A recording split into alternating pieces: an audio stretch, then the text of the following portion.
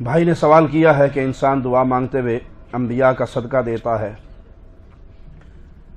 اولیاء کا واسطہ دیتا ہے، یہ واسطہ وسیلہ صدقہ یہ کیا ہے؟ جائز وسیلہ بھی ہے اور ناجائز وسیلہ بھی ہے، جائز صدقہ بھی ہے، ناجائز بھی ہے۔ جائز کیا ہے؟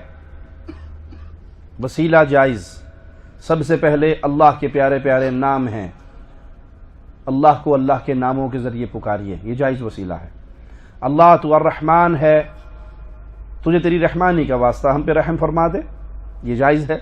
اللہ کے پیارے پیارے نام ہیں، اللہ کو اللہ کے ناموں کا واسطہ دے کے پکارو، جائز ہے۔ دوسرا جائز واسطہ اور وسیلہ، کسی زندہ بزرگ سے دعا کروا سکتے ہیں، کسی زندہ بزرگ سے، نیک آدمی سے۔ بزرگ کا لفظ سنتے ہی ہمارے ذہن میں ایک تصور آ جاتا ہے، ملنگوں کا، پیروں کا، قبروں پہ بیٹھے ہوئے، او لمبے لمبے بال، لمبی لمبی مونچھیں، بڑے بڑے منکے اور بڑی بڑی تسبیحیں اور ہاتھوں میں انگوٹھیاں۔ یہ اولیاء کی پہچان نہیں ہے۔ سب سے پہلی بات، ولی وہ ہوتا ہے جو موحد ہو، مشرک اللہ کا ولی نہیں ہو سکتا۔ ولی وہ ہوتا ہے جو پاک صاف رہتا ہے، ناپاک رہنے والا ولی وہ ہوتا ہے جو نمازی ہو، بے نماز کبھی بھی ولی۔ ہمارے یہاں تو پیر نماز پڑھتے ہیں، پیروں دی پڑھی پڑھائی ہے، تسی پڑھ لو۔ ہم اس مقام پہ پہنچ گئے ہیں کہ ہمیں نماز کی ضرورت نہیں۔ میرے پیارے آقا آخری لمحے تک نماز فرماتے رہے، نماز کی تلقین کرتے رہے، بے ہوش ہو جاتے، پھر اٹھتے، پھر بے ہوش ہو جاتے، پھر ہوش پہ آتے، پھر بے ہوش ہو جاتے، اور ایک ہی سوال کرتے، صلی الناس، نماز ہو گئی، نماز پڑھ لی؟ تو اور کون ہو سکتا ہے جو نماز سے بچ جائے؟ جو یہ دعویٰ کرے کہ کچھ لوگ ہیں اولیاء اور صوفیاء میں کچھ ایسے لوگ ہیں جنہیں نماز کی حاجت نہیں، تو یہ کفر کا دعویٰ ہے، یہ ایمان کا دعویٰ نہیں۔ تو دوسرا جائز وسیلہ نیک آدمی سے دعا کروانا، یہ بھی ثابت ہے حدیث سے۔ رسول اللہ صلی اللہ علیہ وسلم خطبہ ارشاد فرما رہے، ایک اعرابی نے آ کر کہا کہ دعا کیجئے، بارش نہیں ہو رہی، تو رسول کریم صلی اللہ علیہ وسلم نے دعا فرمائی۔ صحابہ کہتے ہیں ابھی ہمارے آقا کے ہاتھ نیچے نہیں آئے تھے کہ داڑھی مبارک سے بارش کا پانی قطرے گر رہے تھے۔ پھر دوبارہ آیا وہ ایک ہفتے بعد، کہا یا رسول اللہ صلی اللہ علیہ وسلم اتنی بارش ہو گئی کہ راستے بند ہو گئے، مسافروں کو تنگی ہو گئی۔ تو آپ علیہ السلام نے پھر ہاتھ اٹھا دی دعا کے لیے، اور اللہ نے ان بادلوں کو پھاڑ دیا اور بارش کو ہٹا دیا۔ صحیح بخاری میں سیدنا امیر عمر رضی اللہ عنہ کے دور کا ایک قصہ ہے جس سے یہ مسئلہ بالکل صاف ہو جائے گا۔ قحط سالی ہوئی، بارش بند ہو گئی، تو امیر عمر سیدنا عباس کو لے کر آئے اور اللہ سے دعا کرتے ہوئے کہتے ہیں، اے اللہ، جب تک ہمارے نبی محمد صلی اللہ علیہ وسلم زندہ تھے ہمارے لیے وہ دعا کرتے تھے، تو بارش برسا دیتا تھا۔ اب نبی تو فوت ہو گئے، اللہ تیرے پاس آ گئے، ہم نبی کے چچا کو لائے ہیں، عباس، علم میں، عمر میں، تقوی میں، بزرگی میں، رتبے میں بڑے ہیں، یہ ہمارے لیے دعا کریں گے، ان کی دعا سن کے تو پانی برسا دینا۔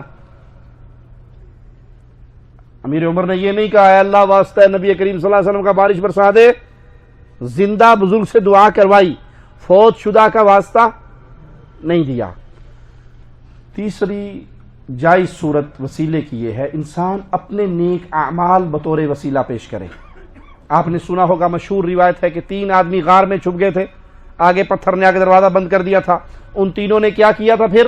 اپنی اپنی نیکیاں، ایک نے ماں باپ کے ساتھ، ایک نے گناہ سے بچنے کے لیے، ایک نے فقیر مزدور کے ساتھ جو نیکی کی، تینوں نے نیکی بیان کی تو اللہ نے ان کا راستہ کھول دیا۔ یہ 3 جائز واسطے وسیلے ہیں جن کا ثبوت قرآن و حدیث سے ملتا ہے۔ اس کے علاوہ جو وسیلہ ہے اولیاء کا، فوت شدہ بزرگوں کا، نیک ہستیوں کا، انبیاء کا، اس کی تعلیم نہ قرآن میں ہے، نہ حدیث میں ہے، نہ پیارے نبی صلی اللہ علیہ وسلم نے ہمیں یہ درس دیا ہے۔ قرآن پاک میں دعائیں کثرت سے موجود ہیں، اولیاء کی بھی، انبیاء کی بھی، ہر جگہ پہ ایک ہی دعا ہے، اللہم ربنا اللہم ربنا، انہی الفاظ سے پکارا جاتا ہے۔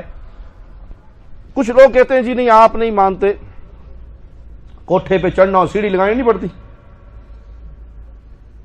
یہ ڈھگوسلا ہے لوگوں کے پاس۔ ایک آدمی نے سوال کیا تھا کہ اللہ نے بھی تو وسیلہ لیا تھا اپنے نبی کو تو دین پھیلایا، ایسے سوال کیا تھا۔ سبحان اللہ، یہ اللہ نے وسیلہ نہیں لیا، یہ اللہ کی سنت ہے کہ اللہ فرماتا ہے میں نے اپنے بندوں کو وَلَقَدْ بَعَثْنَا فِي كُلِّ أُمَّةٍ رَسُولًا، اپنے بندوں کو رسول بنا کے عوام الناس کی ہدایت کے لیے بھیجا۔ ایک ہے وسیلہ بطور ذریعہ، ٹھیک ہے، اللہ کے نبی صلی اللہ علیہ وسلم کے ذریعے ہم تک اللہ کی معرفت پہنچی، کوئی حرج نہیں اس پہ۔ ماں باپ کے ذریعے سے ہم دنیا میں آئے، کوئی حرج نہیں اس بات میں، مانتے ہیں ہم، اس کو تسلیم کرتے ہیں۔ اس کو بنیاد بنا کر آپ غیر شرعی وسیلے کو جائز بنا دیں، اس کا ثبوت تو قرآن حدیث سے مل گیا نا، لیکن اس کا ثبوت قرآن حدیث سے کہاں ہے کہ آپ دعا مانگتے ہوئے مردوں کا، فوت شدہ ہستیوں کا، بزرگوں کا اللہ کو واسطہ دیں؟ نہ قرآن میں ہے نہ حدیث میں ہے۔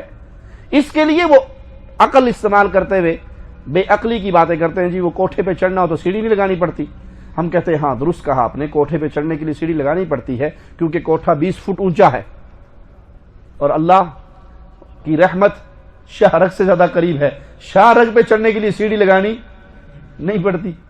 نہیں جی وہ آپ نہیں مانتے، وہ تھانے دار کے پاس جانا ہو تو سپاہی نہیں پکڑنا پڑتا۔ ہم کہتے ہیں بالکل ٹھیک ہے، تھانے دار کے پاس جانے کے لیے سپاہی پکڑنا پڑتا ہے، لیکن تم نعوذ باللہ ثم نعوذ باللہ اللہ کو تھانے دار کے ساتھ تشبیہ دیتے ہو۔ خالق و مخلوق کے ساتھ تشبیہ دینا کتنا بڑا جرم ہے۔ اچھا سپاہی ضروری ہے تھانے دار کے پاس جانے کے لیے، کیوں؟ تھانے دار کا دروازہ بند ہوتا ہے، بند ہوتا ہے کھلا ہوتا ہے؟ بند ہوتا ہے نا، سپاہی جا کے دروازہ کھلواتا ہے۔ اللہ کے دروازے کھلے ہیں، بند نہیں ہیں۔ اللہ کے دروازے اس وقت تک توبہ کا دروازہ کھلا ہے جب تک روح حلق میں نہ اٹک جائے یا سورج مغرب سے نہ نکل آئے۔ نہیں جی نہیں، آپ نہیں سمجھتے، وہ بادشاہ کے پاس جانے کے بعد وزیر پکڑنا پڑتا ہے۔ ہاں پکڑنا پڑتا ہے، کیوں؟ بادشاہ کے دل میں میری محبت نہیں ہے، وزیر جا کے بتائے گا اس بندے کا رشتہ کیا ہے ہمارا۔ اور اللہ 70 ماؤں سے بڑھ کے پیار کرنے والا ہے۔ اللہ نے تو رحمت کا ایک حصہ دنیا پہ اتارا ہے، 99 حصے تو اللہ کے پاس ہے۔ اچھا اگر اس مثال کو بھی سامنے رکھیں، میں آخری بات کہتا ہوں آپ کو، چھوڑ دیں ساری بات۔ نہیں جی نہیں، بادشاہ بغیر وسیلے کے نہیں سنتا، پولیس والا بغیر واسطے کے نہیں سنتا، واسطہ وسیلہ بہت ضروری ہے، اللہ بھی بغیر واسطے کے نہیں سنتا۔ اللہ کے لیے اعلیٰ مثال، سمجھانے کے لیے مثال دیتا ہوں۔ اچانک آپ کی ملاقات آپ کے ملک کے صدر صاحب سے، وزیر اعظم صاحب سے ہو جائے، کہیں جہاز میں، کہیں ٹرین میں، کہیں سٹینڈ پہ، کہیں کسی جگہ پہ ہو گئے، اور آپ 1 to 1 دونوں اکٹھے ہیں، اور آپ سے صدر صاحب پوچھتے ہیں، وزیر اعظم صاحب پوچھتے ہیں، جی جناب کیا درخواست ہے آپ کی، بتاؤ کیا ڈیمانڈ ہے آپ کی، تو کیا کرو گے؟ درخواست دے دو گے فوراً؟ جی ہاتھ اٹھاؤ جو کہتے فوراً دے دیں گے۔ بادشاہ آپ کو مل جائے، صدر صاحب آپ کے سامنے اچانک آ جائیں اور آپ سے کہیں جناب کیا آپ کی ڈیمانڈ ہے، کیا پریشانی، تو آپ کیا کرو گے؟ فوراً درخواست دو گے؟ جی زبان سے بولو گے، یعنی اپنی درخواست رکھ دو گے نا اس کے سامنے، فوراً رکھ دو گے؟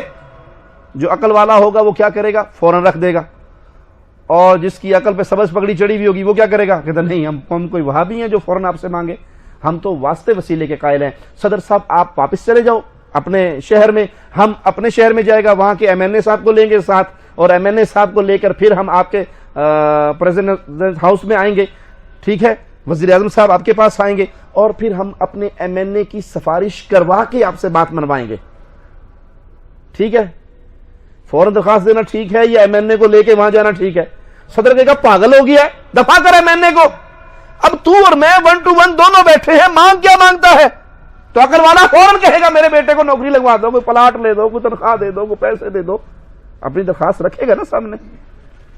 اللہ کے لیے اعلیٰ مثال، ہر رات رسول اللہ صلی اللہ علیہ وسلم فرماتے ہیں، ہر رات آخری پہر میں اللہ مالک آسمان دنیا پہ نزول فرماتا ہے، لیس کمثلہ شیء، جیسے اس کی شان کے لائق ہے ویسے اپنی شان کے مطابق آسمان دنیا پہ نزول فرماتا ہے۔ اور آواز کیا لگاتا ہے کوئی مانگنے والا؟